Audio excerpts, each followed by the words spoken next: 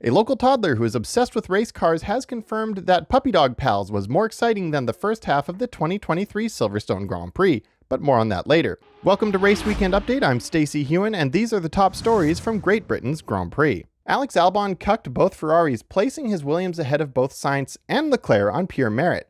When asked how he got so in tune with a shitbox, Albon explained that every morning he takes his car on deliveries from his family's tofu shop to a hotel at the top of Mount Akina and tries not to spill the cup of water. I managed to convince a friend to watch F1 for the first time this weekend after he told me that his toddler is obsessed with race cars. After the race hit roughly the halfway point, his kid was begging him to switch to Puppy Dog Pals instead.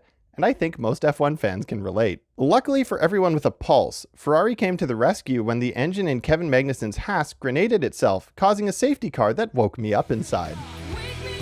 Speaking of waking up inside, the hard tires required a long period of time to get up to temperature, causing a very interesting split in strategy decisions when it came to pitting behind the safety car. The McLarens went on new hards while everyone else went on used softs. The commentators, as well as Lando, kept bemoaning how it was the wrong choice to go on hards while everybody else went on softs, and I swear to God, I haven't seen this many people be so confidently wrong about someone else's decision since Fernando Alonso announced he was going to Aston Martin. By the end of the race, Lando managed to hold on to his position and Lewis ran out of rear tires so he couldn't pass him, and Lando popped a boner so hard it ripped through his race suit. The McLaren's upgrades have really allowed Lando Norris to shine recently, and I think it's fair to say that his racing has also matured really nicely, unlike his face, which, thanks to his fuzz stash, makes him look 10 years younger. I noticed a lot of pundits commenting on Lando's friendship with Max as if it was somehow unusual for drivers to be friends with drivers on other teams, and I can't tell if they were just commenting on this because it's unusual for a dominant driver to have friends on other teams,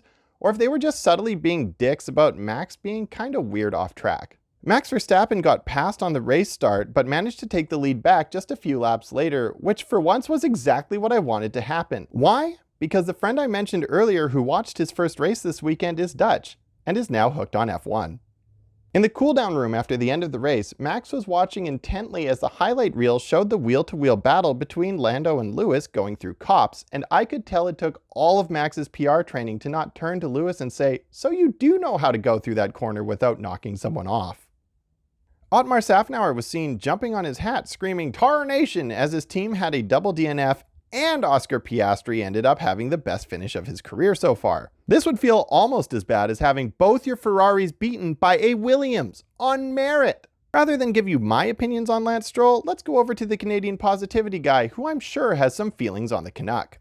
Well, you've heard the British guys enough, so why don't you listen to somebody else for a change? I don't know what happened to Lance Stroll, but fuck me does he fuck dog. Driving around like he's the long dick of the law and it's his job to dish out justice. Obviously, he learned at least one thing from his time as Sebastian's teammate: how to use your car to dish out physical revenge. The way Lance body-checked Gasly, you would think he was a hired goon on the Oilers who just found out the Frenchman body-checked Gretzky. But this isn't hockey. This is Formula One with fragile, multi-million-dollar race cars. You can't just go around bonking people, even if you think they deserve to go to horny jail. Unlike your mom, who specifically requested that I give her a bonk on the head to let her know I'm done. And now back to your regularly scheduled programming.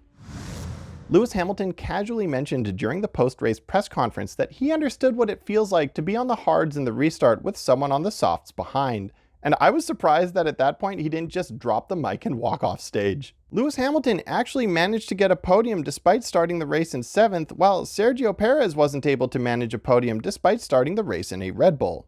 Sergio Perez failed to make it to Q3 for the 5th time in a row despite being in the fastest car on the grid, and nobody, including Checo himself, can understand why he's suddenly failing to perform after having such a great start to the season. Daniel Ricciardo also insisted he has no idea why, before quickly hiding a crocheted RB19 with a bunch of pins stabbed in it. Nick de Vries had yet another disappointing race, while Williams, the team he turned down to join AlphaTauri, continues to move up the grid.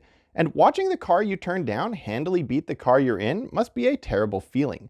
But luckily for de Vries, the team he chose is notorious for ruthlessly replacing drivers who underperform. Now, for the poll of the week, I asked what would be the perfect number of races in an F1 season. 24% said 24 plus, 28% said 21 to 23, 44% said 18 to 20, and 5% said fewer than 18.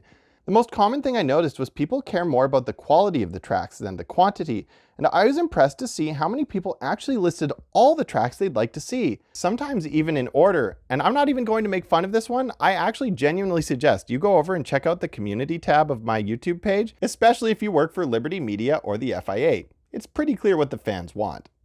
Here's your reward for sticking it out to the end, the spicy joke of the week. Sam Collins described Lance Stroll's battle with Pierre Gasly as a ding-dong battle, which, where I come from, is something two consenting but immature men do when they really like each other. What Stroll did to Gasly is more akin to shitting directly in his mouth.